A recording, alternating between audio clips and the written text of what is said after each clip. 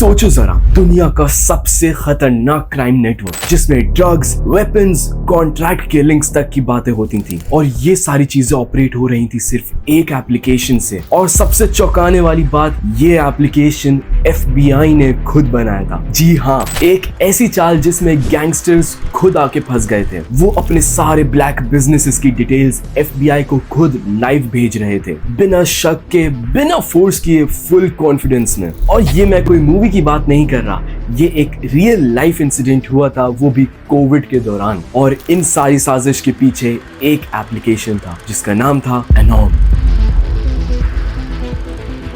इस वीडियो में हम देखेंगे कि कैसे FBI ने पूरे अंडरवर्ल्ड को बेवकूफ बना दिया था और कैसे उन्होंने एक ट्रैप इतना हाई एंड डिजाइन करा था कि क्रिमिनल्स खुद लाइन में लगकर उसमें घुसते थे, और कैसे एक सिंपल सा एप्लीकेशन बन गया पूरे दुनिया का क्राइम डेटा सेंटर। और हाँ, ये सारी चीजें हुई बिना किसी लड़ाई झगड़े के। इसमें इस्तेमाल हुई सिर्फ टेक्नोलॉजी, थोड़ा सा स्वैग और FBI का मास्टरमाइंड। तो तैयार हो जाओ, क्योंकि आज हम डिकोड करने वाले हैं पूरी दुनिया का सबसे स्टाइलिश डिजिटल स्कैम। 2021 में जब कोविड की नए वेरिएंट्स आ रहे थे और लोग अपनी वैक्सीन की फिक्र कर रहे थे, नई नई रेसिपीज ट्राई कर रहे थे और घर में नए नए क्रिएटिव हरकतें कर रहे थे, तब FBI भी क्रिएटिव हो रहा था और एक डिजिटल कांड को कर रहा था। लोग घर में डालगोना कॉफी से स्काई स्क्रैपर बनाने की कोशिश कर रहे थे और FBI गैंगस्टर्स के लिए एक 5 स्टार ट्रैप बना रहा था। और ये कोई नॉर्मल ट्रैप नहीं था, इसमें ना लेजर बीम्स थे, ना जेम्स बॉन्ड। सिर्फ एक एप्लीकेशन था जिसका नाम था एनॉर्म। दिखने में ये एक सिक्योर मैसेजिंग एप्लीकेशन था, पर असलियत में ये एक डिजिटल कन्फेशन मशीन थी। हर एक मैसेज FBI की टीवी स्क्रीन पे ऐसे ब्लिंक करता था जैसे IPL के स्कोर हो। और सबसे खतरनाक बात, गैंगस्टर्स इसको खुद यूज कर रहे थे अपने ऑपरेशंस के लिए। ड्रग्स का ट्रेड, वेपन्स का supply, money laundering, hit jobs, सब कुछ एनॉर्म के इनक्रिप्टेड चैट्स में डिस्कस हो रहा था। पूरा का पूरा अंडरवर्ल्ड एक डिजिटल डायरी बन चुका था और उस डायरी का रीडर था FBI। ये कोई ऐसा एप्लीकेशन नहीं था जिसको FBI ने हैक किया हो, ये एप्लीकेशन FBI ने खुद बनाया था और इतना प्रीमियम एप्लीकेशन बनाया था कि ये एक एक्सक्लूसिव इनवाइट ओनली एप्लीकेशन था, मतलब एक प्रॉपर VIP एप्लीकेशन। और गैंगस्टर्स को फील आ रहा था कि जैसे वो एक एलीट लीग में घुस गए हों, पर असली पार्टी तो FBI के कंट्रोल रूम में चल रही थी। ये स्टोरी है मॉडर्न डे ट्रोजन हॉर्स की, जहां FBI ने ही पूरे अंडरवर्ल्ड को एक वर्चुअल गड्डी में बिठा लिया और स्टीयरिंग भी खुद संभाल रही थी। जैसे दुनिया अपग्रेड हो रही थी, लैंडलाइन से लेके स्मार्टफोन्स तक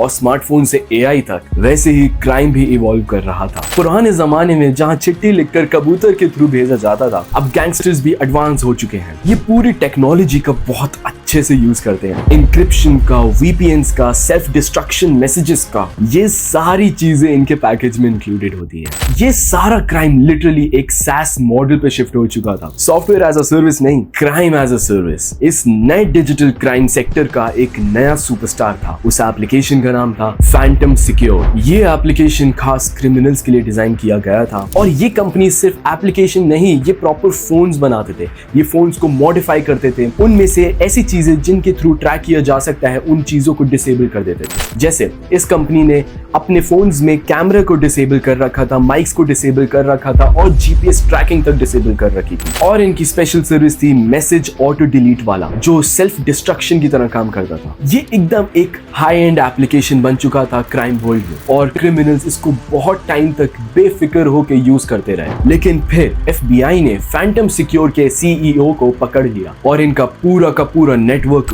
बंद कर दिया। एक ही रात में जितने भी क्रिमिनल्स इस नेटवर्क पे कनेक्टेड थे, उनका कनेक्शन ही टूट गया, पूरी की पूरी तरीके से खत्म। सबका डिजिटल कम्युनिकेशन सिस्टम क्रैश होने लगा। सब लोग बहुत ज्यादा कंफ्यूज हो गए कि अब ये इलीगल कम्युनिकेशन कैसे मैनेज करेंगे, जब कम्युनिकेशन का बैकबोन ही चला गया। जब फैंटम सिक्योर खत्म हुआ तो एक नई कंपनी आई जिसका नाम था स्काई ECC। ये नई इनक्रिप्टेड और भी ज्यादा एडवांस्ड सर्विसेज प्रोवाइड करता था। क्रिमिनल्स के अंदर एक फिर से होप जागी। सब लोग स्काई ECC की तरफ माइग्रेट हो गए और सोचने लगे, अब चलो सारी चीजें अब तो सेफ है। लेकिन FBI ने स्काई ECC के सर्वर पर भी रेड मार दी और वहां से इतना सारा डेटा मिला ना कि जैसे पूरे नेटफ्लिक्स का क्राइम कैटलॉग को अक्यूमुलेट कर लिया हो, उससे भी ज्यादा। मैसेजेस, ट्रांजैक्शंस, शिपमेंट डिटेल्स, सब कुछ मिल चुका था। फिर सीन ऐसा हुआ कि जैसे कि पूरे अंडरवर्ल्ड का नेटवर्क ही ऑफ हो गया और फिर से पिछली बार की तरह अंडरवर्ल्ड एक नए एप्लीकेशन की तलाश में लग गए। लेकिन हर जगह FBI की सर्वेलेंस और उनकी नजर थी। इन्हीं सब के दौरान FBI के एक इंटरनल ब्रेनस्टॉर्मिंग सेशन में एक आइडिया आया। उन्होंने सोचा जब भी हम एक कंपनी को पकड़ते हैं एक नई कंपनी आ जाती है, तो क्यों ना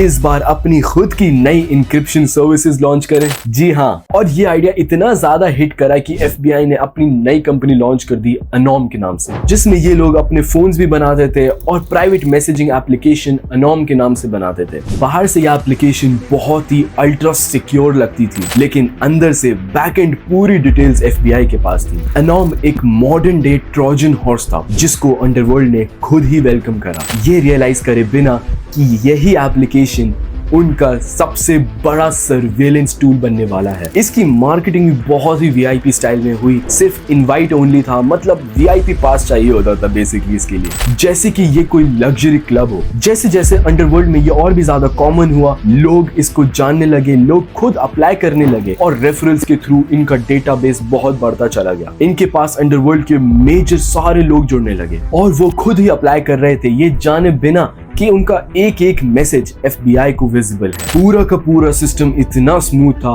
कि FBI एक एक ट्रांजैक्शन, एक एक मैसेज, एक एक शिपमेंट डिटेल्स को देख पा रही थी। इनकी सारी की सारी ड्रग्स डील, वेपन डीलिंग और सारी इलीगल प्लानिंग विजिबल थी। बिना किसी वारंट, बिना किसी हैकिंग के जिन जिन लोगों पे शक था उन सब की डिटेल्स खुद ही पता चलती जा रही थी। इस ऑपरेशन को देखकर यहाँ तक कि इंटेलिजेंस एजेंसीज भी हैरान रह गईं कि FBI ने पहली बार उनके डिजिटल नीड्स को देखकर उनके डिजिटल नेटवर्क पर ही कंट्रोल कर लिया पूरा, और पूरा का पूरा अंडरवर्ल्ड अपने हाथों से अपनी सारी की सारी इलीगल डिटेल्स FBI को यूं थमा रहा था। जैसे एक नया सोशल मीडिया एप्लीकेशन सब लोगों को अपनी तरफ अट्रैक्ट कर लेता है टाइम पास के लिए, वैसे पूरे के पूरे अंडरवर्ल्ड को अनोम ने अपनी तरफ खींच लिया था। पहले तो अनोम सिर्फ कुछ लिमिटेड लोगों के पास था, बट धीरे धीरे ये स्प्रेड होता चला गया। कोलंबिया के ड्रग लॉर्ड्स, इटली के माफिया बॉसेस, ऑस्ट्रेलिया के बाइकर गैंग्स और एशिया के कार्टेल्स, सबके सब लोग इसमें आना चाह रहे थे। हर गैंगस्टर को लग रहा था जैसे कि उन्होंने किसी सीक्रेट क्लब की मेंबरशिप ले ली हो। फिर ग्रेजुअली ये हुआ कि क्रिमिनल्स ने अपने डेली ऑपरेशंस पूरे के पूरे अनोम पे शिफ्ट कर लिए थे। सारी चीजें सिक्योर लग रही थी और अभी तक FBI ने कुछ भी स्टेप नहीं लिया था। वो सिर्फ बैठ के सारी चीजें ऑब्जर्व कर रही थी। वो वेट कर रही थी कि ज्यादा से ज्यादा लोग इस पे आए और अपने कॉन्फिडेंशियल डिटेल्स शेयर कर दें। अनोम एप्लीकेशन FBI के लिए बहुत तगड़ी इन्वेस्टमेंट साबित हुई।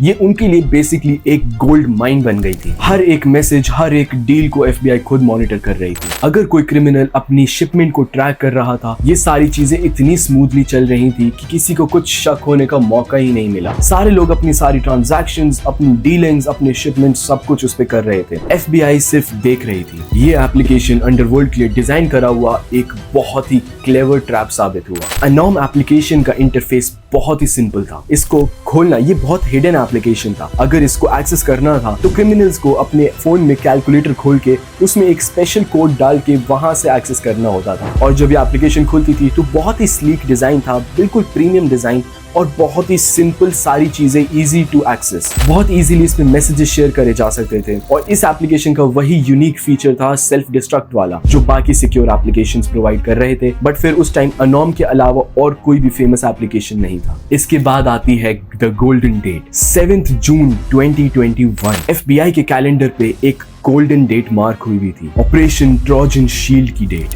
ये ऑपरेशन देख के ऐसा लगा कि सही में कोई मूवी हो। सोचो, 16 कंट्रीज की इंटेलिजेंस एजेंसीज साथ मिलकर एक ही ऑपरेशन पर ध्यान दे रहे हो और इन सब कामों को लीड कर रहा हो FBI। ये बहुत ही कोऑर्डिनेटेड ऑपरेशन था जो दुनिया भर में चल रहा था और इसमें हर एक कंट्री का रोल बहुत इंपॉर्टेंट था। ऑपरेशन की शुरुआत में FBI ने एक बहुत बड़ा नेटवर्क ऑफ ऑफिसर्स बनाया जिसमें 9000 से भी ज्यादा ऑफिसर्स इन्वॉल्व। ये लोग हर कॉर्नर पे थे, जहां भी क्रिमिनल्स छुपने की कोशिश कर रहे थे वहां पे इन लोगों की नजर थी। एस्केप करने का कोई चांस ही नहीं था। सोचो, पूरी दुनिया की पुलिस का सिर्फ एक ही टारगेट हो। सबके अपने अपने मैप्स पे एक्स मार्क्ड लोकेशंस थी जहां पर उनको फोकस करना था। ऑपरेशन के दौरान कुछ बहुत ही अनोखी चीजें हुई, जैसे एक ही वक्त पर 500 से ज्यादा रेड्स करी गई। ये कुछ ऐसा लग रहा था जैसे कोई रियलिटी शो चल रहा हो, बस ये रियल वर्ल्ड में क्रिमिनल्स के साथ हो रहा था। पूरे के पूरे criminals, drug lords, mafias, cartels, सबके सब जमीन पे आ रहे थे और एफबीआई का काम था उनको एक एक करके पकड़ना और उनका पूरा का पूरा एम्पायर खत्म कर देना। जब सीजर्स की बात आई तो वो भी लेजेंडरी लेवल पर थी। 22 टन मैरिजुआना, 8 टन कोकेन और 5000 करोड़ रुपए का इलीगल माल। ये सब चीजें पकड़ने के बाद एफबीआई को लगा जैसे कि उन्होंने कोई ट्रेजर हंट कर लिया हो। बस डिफरेंस ये था कि ये ट्रेजर क्रिमिनल्स का था और एफबीआई को इलीगल वेपन्स और बहुत सारी लग्जरी कार्स भी मिली। ये कोई नॉर्मल पिक पॉकेट्स का केस नहीं था, ये पूरी की पूरी बैटल्स थी इलीगल एम्पायर्स के खिलाफ, जिसमें पूरा का पूरा इलीगल क्रिमिनल एम्पायर डिसमेंटल हो चुका था एक ही झटके में। ऑस्ट्रेलिया के ऑफिसर्स इस मोमेंट को अपने लिए 9/11 वाले मोमेंट से कंपेयर करने लगे। ये उनके लिए एक हिस्टोरिक मोमेंट बन चुका था और एफबीआई ये सब काम कर रहा था एक स्पाई मूवी की तरह। एफबीआई के सारे अंडरकवर एजेंट सब चीजें ट्रैक कर रहे थे, सबके मैसेजेस, सबकी कॉल्स, सब कुछ मॉनिटर करी जा रही थी। एक बंदा अगर पकड़ में आता तो उसकी टीम दूसरे को इन्फॉर्म करती, इसके थ्रू उनकी कॉल मॉनिटर करी जा रही थी, उसके थ्रू नए लोग पकड़े जा रहे थे। तो ऐसा एक डोमिनो इफेक्ट में बहुत सारे क्रिमिनल्स एक साथ पकड़े गए। हर क्रिमिनल को ऑब्जर्व कर करके एफबीआई ने उनके सारे मूव्स समझ लिए थे, तो एक का भी एस्केप करना मुमकिन ही नहीं था। एफबीआई को उन लोगों की सारी चालें पता थी कि क्या होने वाला है, क्या कर सकते हैं, तो वो सारी चीजें ऑलमोस्ट प्रेडिक्टेबल थी और ऐसे ही एक एक करके वो बहुत सारे अनगिनत क्रिमिनल्स को पकड़ते चले गए। ऑपरेशन ट्रोजन शील्ड के बाद पूरा का पूरा क्रिमिनल वर्ल्ड हिल चुका था। सब गैंगस्टर्स ने अपने इनक्रिप्टेड फोन्स तोड़ दिए थे। जैसे हम लोग अपने पुरानी चीजों को याद करते हैं, वैसे ही क्रिमिनल्स भी अपने पुराने मेथड्स की तरफ शिफ्ट होने लगे थे। वही वॉकी टॉकीज और पुराने सिस्टम्स। क्राइम वर्ल्ड में ट्रस्ट इश्यूज की सुनामी आ चुकी थी। हर क्रिमिनल हर अगले बंदे पे शक कर रहा था, यहाँ तक कि अपने टीम मेंबर्स तक पे शक हो रहा था। सब लोग अपने सीक्रेट कोड्स बनाने लगे, वही पुराने चिट्ठी भेजने का प्लान बनाने लगे। मॉर्स कोड का रिवाइवल होने लगा और यहाँ तक कि वही पुराने मैसेंजर पिजन्स का भी यूज शुरू होने लगा। अनोम के फोन्स तो अब एक कलेक्टर आइटम बन चुके थे। दुनिया भर के शौकीन टेक एंथुसियास्ट्स उनको कलेक्ट कर करके उनका रिव्यू तक कर रहे थे और जब ये फोन्स पॉपुलराइज होने लगे और सब लोगों के सामने आने लगे तो लोग इनको जमा करने के लिए, इनको खरीदने के लिए इतने पैसे देने के तैयार हो गए कि इनकी प्राइसेस स्काई रॉकेट कर गए। इन फोन्स की ट्रेडिंग शुरू हो गई क्योंकि ये लिमिटेड पीसेस फोन थे